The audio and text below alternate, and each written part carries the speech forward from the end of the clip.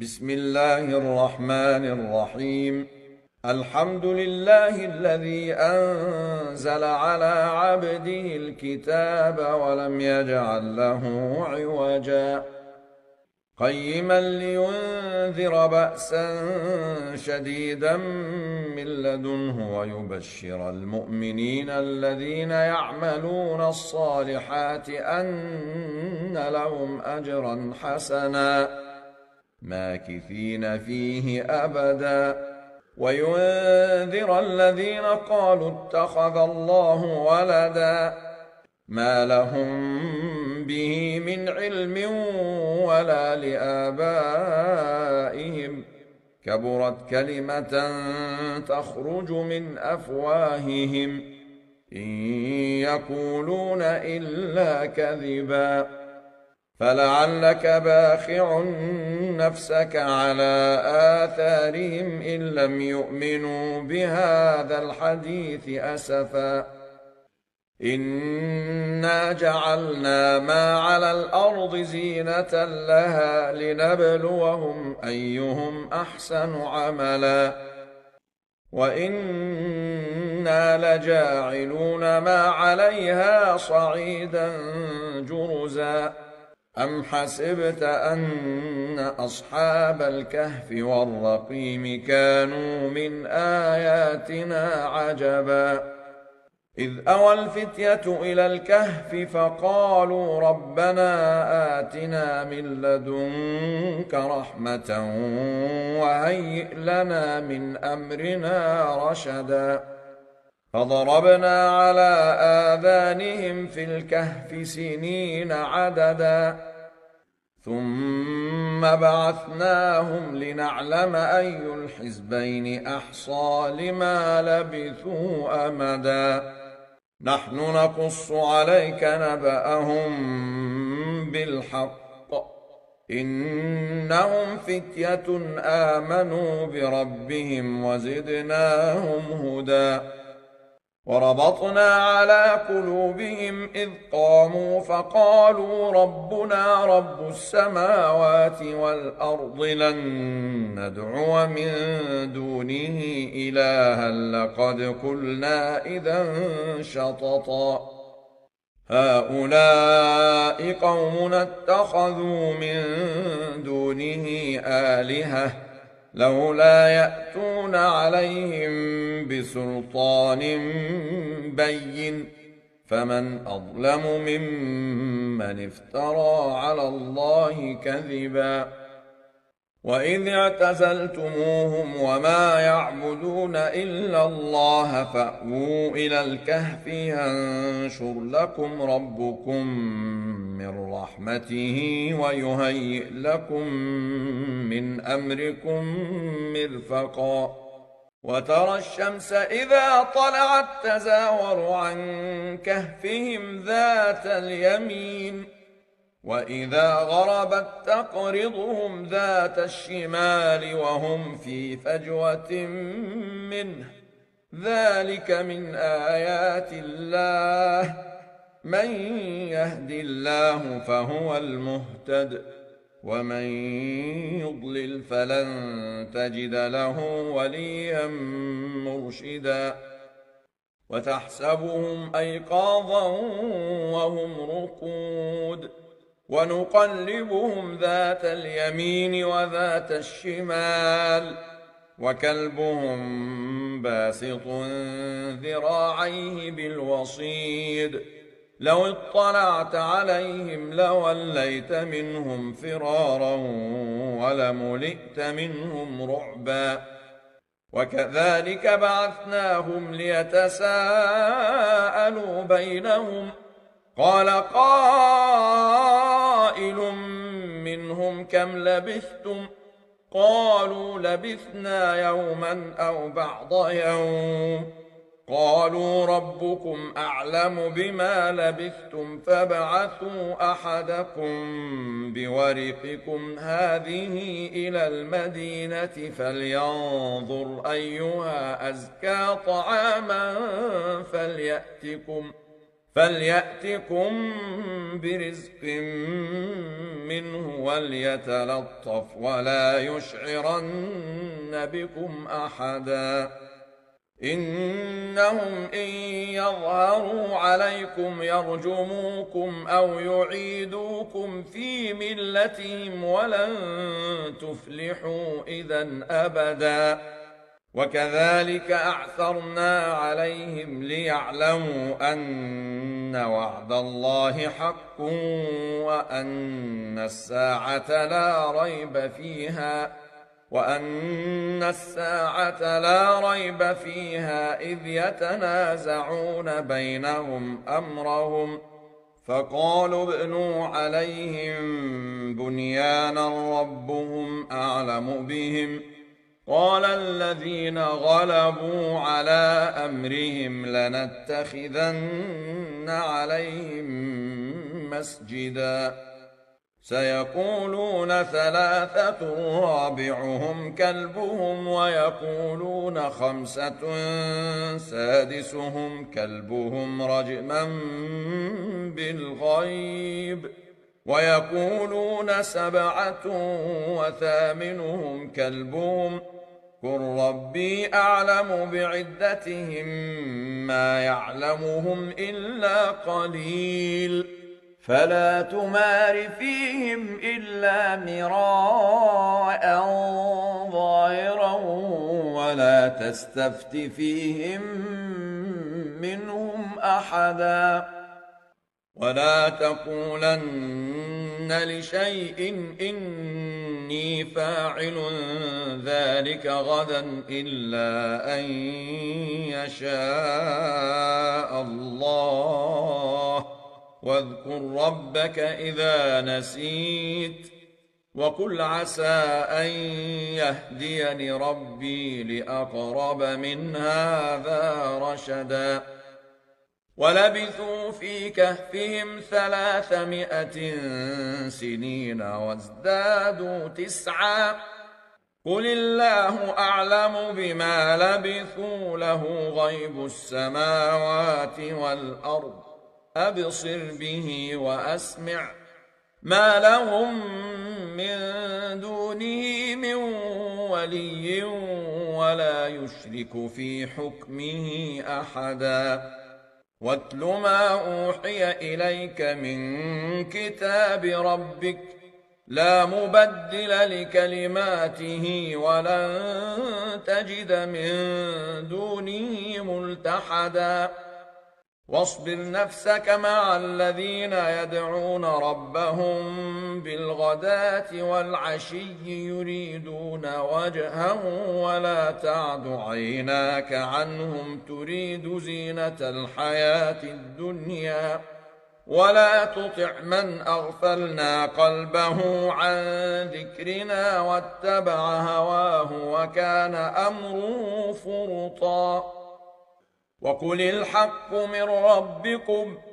فمن شاء فليؤمن ومن شاء فليكفر إنا أعتدنا للظالمين نارا أحاط بهم سرادقها وإن يستغيثوا يغاثوا بماء كالمهل يشوي الوجوه بئس الشراب وساءت مرتفقا إن الذين آمنوا وعملوا الصالحات إنا لا نضيع أجر من أحسن عملا أولئك لهم جنات عدن تجري من تحتهم الأنهار يحلون فيها من أساور من ذهب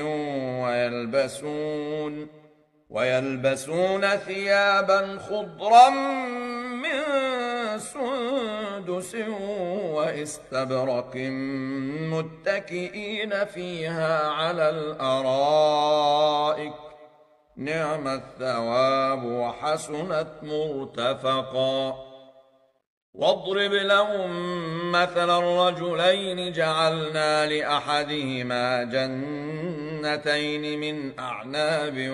وحففناهما بنخل وجعلنا بينهما زرعا كلتا الجنتين آتت أكلها ولم تظلم منه شيئا وفجرنا خلالهما نهرا وكان له ثمر فقال لصاحبه وهو يحاوره أنا أكثر منك مالا وأعز نفرا ودخل جنته وهو ظالم لنفسه قال ما أظن أن تبيد هذه أبدا وما أظن الساعة قائمة ولئن رددت إلى ربي لأجدن خيرا منها منقلبا قال له صاحبه وهو يحاوره أكفرت بالذي خلقك من تراب ثم من نطفة ثم سواك رجلا لكن هو الله ربي ولا أشرك بربي أحدا ولولا إذ دخلت جنتك قلت ما شاء الله لا قوة إلا بالله إن ترني أنا أقل منك مالا وولدا فعسى ربي أن يؤتيني خيرا من جنتك ويرسل عليها حسبانا من السماء فتصبح صعيدا زلقا أو يصبح ماؤها غورا فلن تستطيع له طلبا وأحيط بثمره فأصبح يقلب كفيه على ما أنفق فيها وهي خاوية على عروشها ويقول يا ليتني لم أشرك بربي أحدا ولم تكن له فئة ينصرونه من دون الله وما كان منتصرا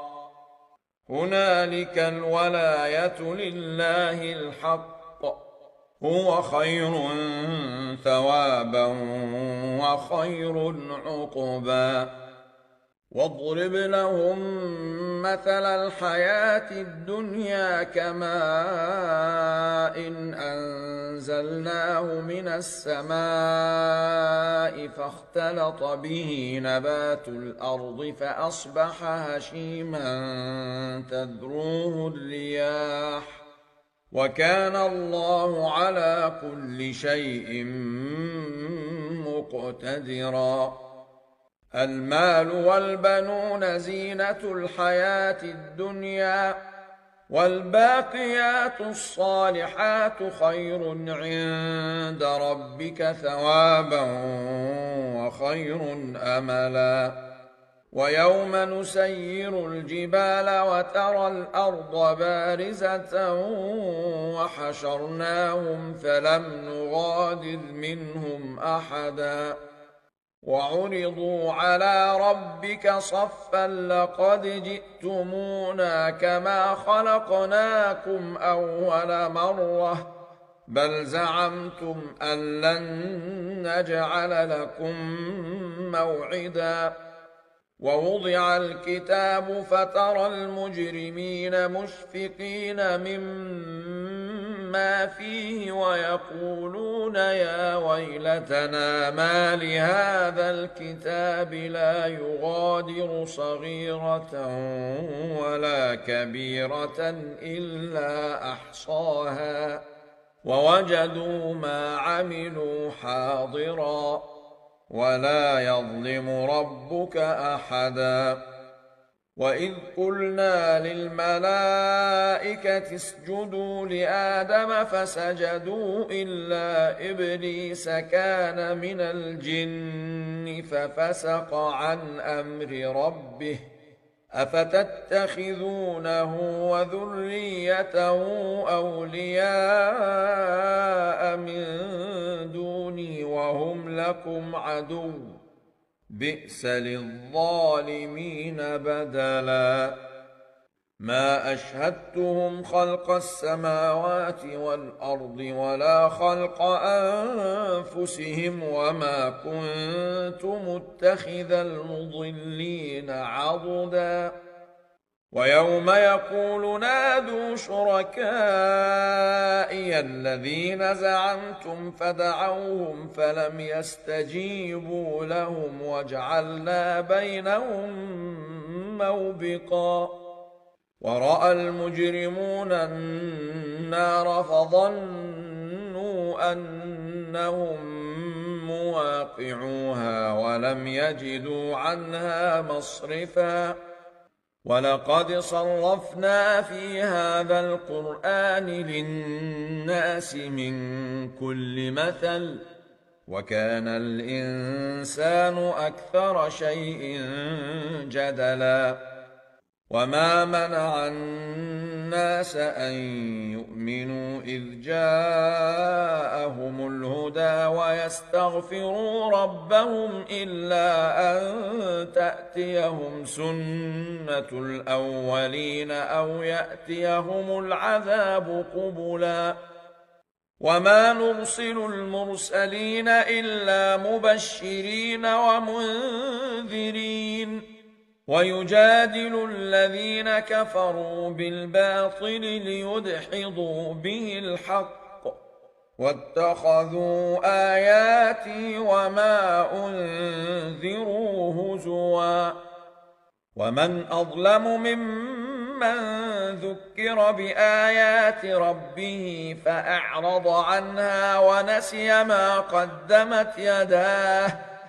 إنا جعلنا على قلوبهم أكنة أن يفقهوه وفي آذانهم وقرا وإن تدعهم إلى الهدى فلن يهتدوا إذا أبدا وربك الغفور ذو الرحمة لو يؤاخذهم بما كسبوا لعجل لهم العذاب بل لهم موعد لن يجدوا من دونه موئلا وتلك القرى أهلكناهم لما ظلموا وجعلنا لمهلكهم موعدا وإذ قال موسى لفتاه لا أبرح حتى أبلغ مجمع البحرين أو أمضي حقبا فلما بلغا مجمع بينهما نسيا حوتهما فاتخذ سبيله في البحر سربا فلما جاوزا قال لفتاه آتنا غداءنا لقد لقينا من سفرنا هذا نصبا قال أرأيت إذ أوينا إلى الصخرة فإني نسيت الحوت وما أنسانيه إلا الشيطان أن أذكره واتخذ سبيله في البحر عجبا قال ذلك ما كنا نبغ فارتدا على آثارهما قصصا فوجدا عبدا من عبادنا آتيناه رحمة من عندنا وعلمناه من لدنا علما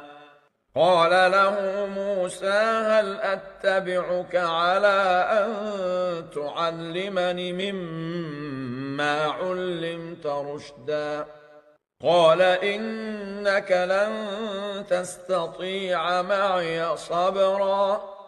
وكيف تصبر على ما لم تحط به خبرا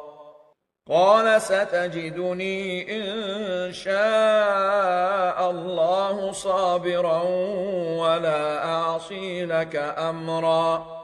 قال فإن اتبعتني فلا تسألني عن شيء حتى أحدث لك منه ذكرا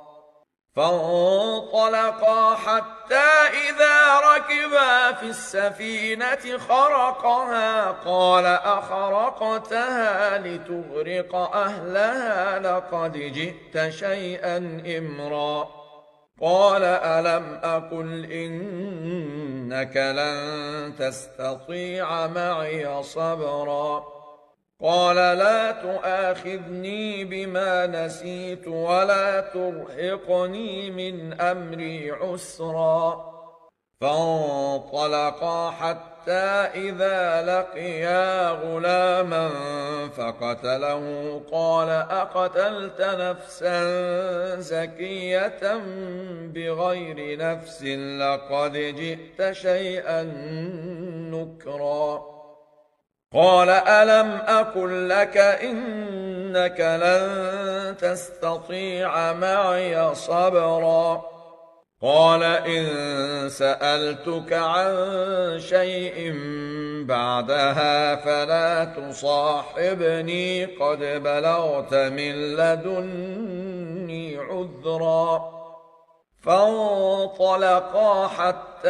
إذا أتيا أهل قرية استطعما أهلها فأبوا أن يضيفوهما فوجدا فيها جدارا يريد أن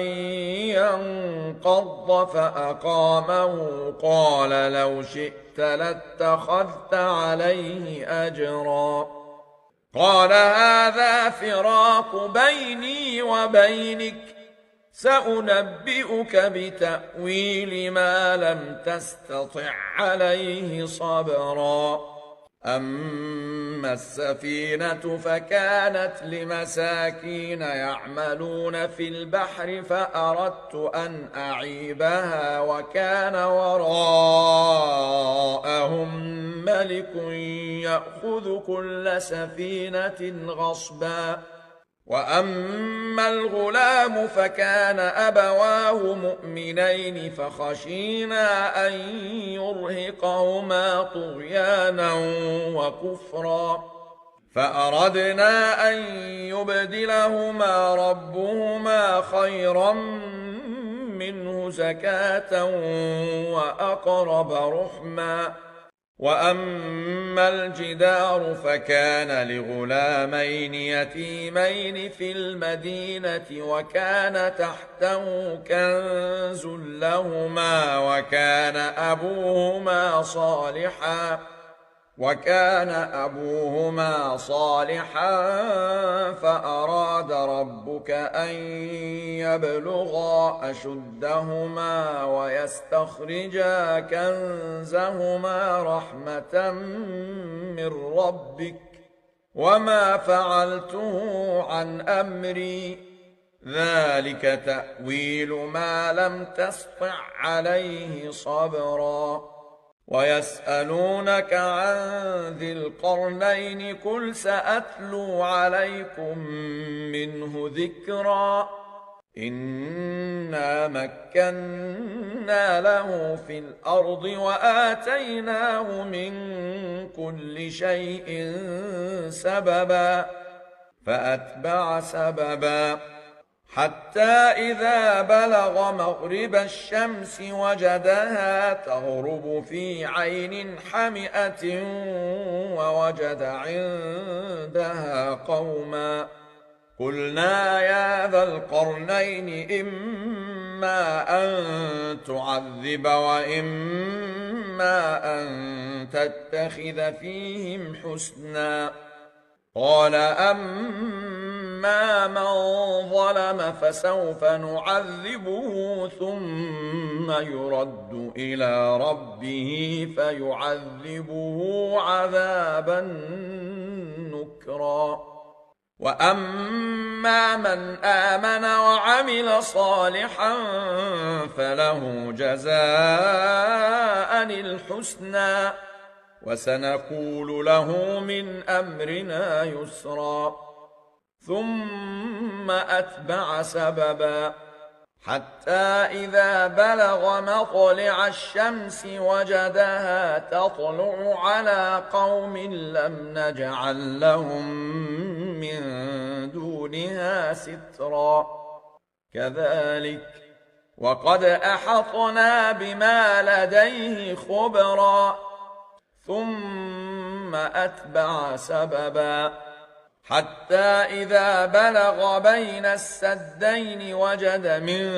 دونهما قوما لا يكادون يفقهون قولا.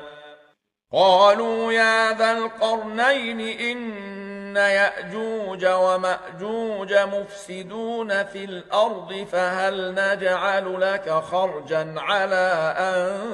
تجعل بيننا وبينهم سدا. قال ما مكني فيه ربي خير فأعينوني بقوة أجعل بينكم وبينهم ردما. آتوني زبر الحديد حتى إذا ساوى بين الصدفين قال انفخوا حتى إذا جعله نارا قال آتوني أفرغ عليه قطرا. فما استطاعوا أن يظهروه وما استطاعوا له نقبا. قال هذا رحمة من ربي فإذا جاء وعد ربي جعله دكا وكان وعد ربي حقا. وتركنا بعضهم يومئذ يموج في بعض ونفخ في الصور فجمعناهم جمعا. وعرضنا جهنم يومئذ للكافرين عرضا. الذين كانت أعينهم في غطاء عن ذكري وكانوا لا يستطيعون سمعا. أفحسب الذين كفروا أن يتخذوا عبادي من دوني أولياء إنا أعتدنا جهنم للكافرين نزلا. قل هل ننبئكم بالأخسرين أعمالا الذين ضل سعيهم في الحياة الدنيا وهم يحسبون أنهم يحسنون صنعا. أولئك الذين كفروا بآيات ربهم ولقائه فحبطت أعمالهم فلا نقيم لهم يوم القيامة وزنا. ذلك جزاؤهم جهنم بما كفروا واتخذوا آياتي ورسلي هزوا. إن الذين آمنوا وعملوا الصالحات كانت لهم جنات الفردوس نزلا خالدين فيها لا يبغون عنها حولا. قل لو كان البحر مدادا لكلمات ربي لنفد البحر قبل أن تنفد كلمات ربي ولو جئنا بمثله مددا. قل إنما أنا بشر مثلكم يوحى إلي أنما إلهكم إله واحد فمن كان يرجو لقاء ربه فليعمل عملا صالحا ولا يشرك بعبادة ربه أحدا.